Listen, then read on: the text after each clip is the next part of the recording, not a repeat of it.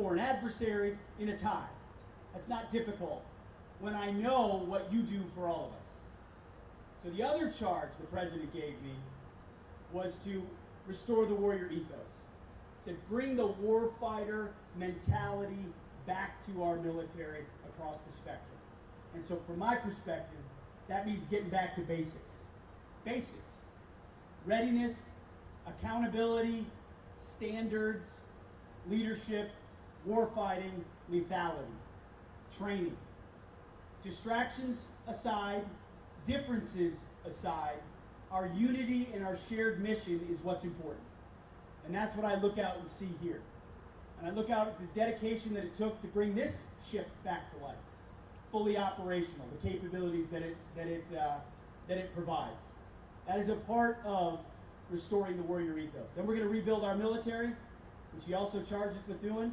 That's a big part of the job we do in Washington, D.C., is to ensure we understand from the COCOMs. We're here with SOUTHCOM. You sailed from NORTHCOM to SOUTHCOM. I'm here with the SOUTHCOM commander. He's letting us know what he needs. Our job is to fight for that. Make sure as warfighters you have the systems, the platforms, and the capabilities you need. And then the third aspect is reestablish deterrence.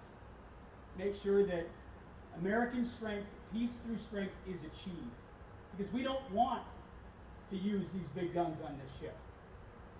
The idea is to be strong enough to deter, to prevent conflict. President Trump doesn't want to start new conflicts, doesn't seek conflict. But strength brings peace. And before, we saw the unleashing of October 7th, the war in Ukraine, what happened in Afghanistan, and our adversaries seem to get a sense maybe now is the time to move. Now, that is not the case. Not under this commander-in-chief, not with this Defense Department. We are standing strong, getting the capabilities to the hands of the warfighters, prepared to deter across the globe. And that's why we're here in Panama with our Panamanian partners, to ensure that we take back the Panama Canal from Chinese influence with our partners, by, with, and through the Panamanians. And it's been an incredible response. And to see this cruiser, that cutter, the capabilities we have, the Marine company that's here, the band, thank you for the amazing music, appreciate it. All the capabilities that are brought to bear. We're going to increase our partnerships, increase our joint exercises, our joint training, all of which is good for peace in the Western Hemisphere. So the last message the President always wants me to deliver is that he has your back.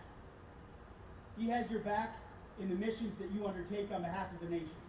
And I know when I was a young platoon leader in Iraq, all I cared about was that my company commander and then my battalion commander, my brigade commander, division commander, corps commander, theater commander, that they had my back. And that meant I knew I could go do my job as vigorously, as aggressively as possible. And so we're trying to push responsibilities down to the commanders on the ground as much as possible.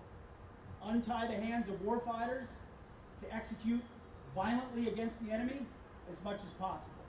And then in the process, have your back as you vigorously prosecute our enemies. You should never be, if we're doing our job right, you should never be in a fair fight.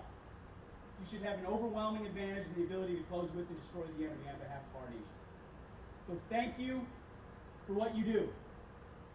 Thank you for the selflessness you display, for the way you stay ready, the way you stay fit, the way you apply standards and accountability. You represent a grateful nation. Our job is to have your back, and we pledge that we will continue to do so.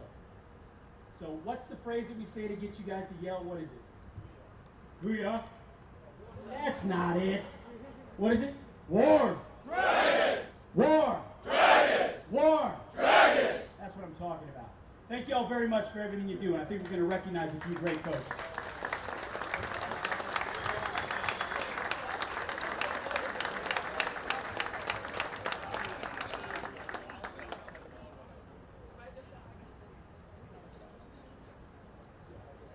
Fireman Rivera has performed miles above his pay grade and has been vital to the completion of emergent repairs on one of 3 generators, a bleed air system, and lube oil service pump, keeping our engineering plant ready to answer all bells.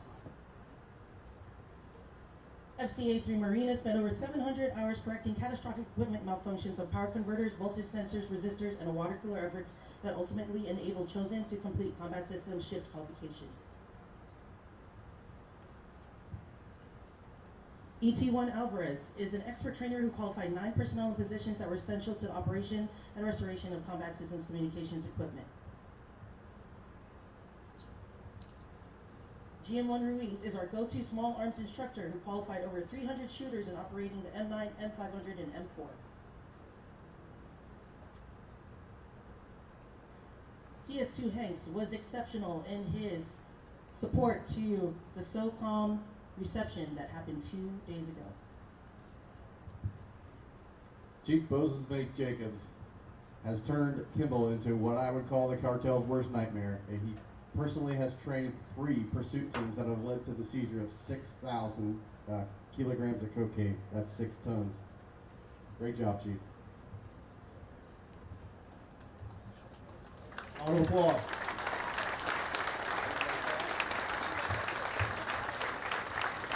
Everybody fall out.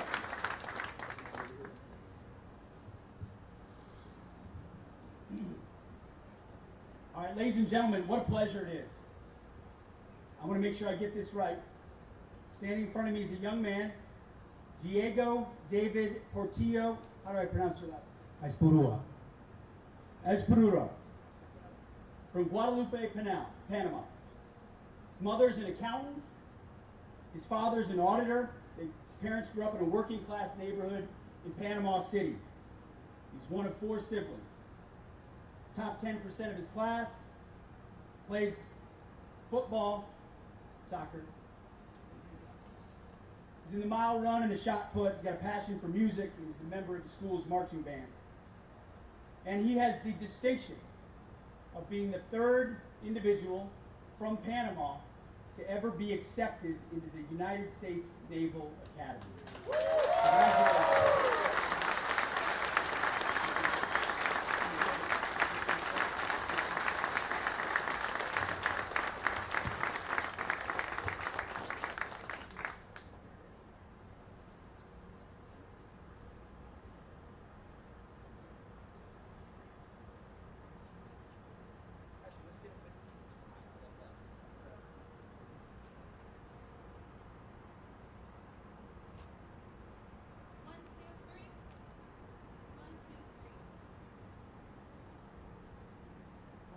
Congratulations.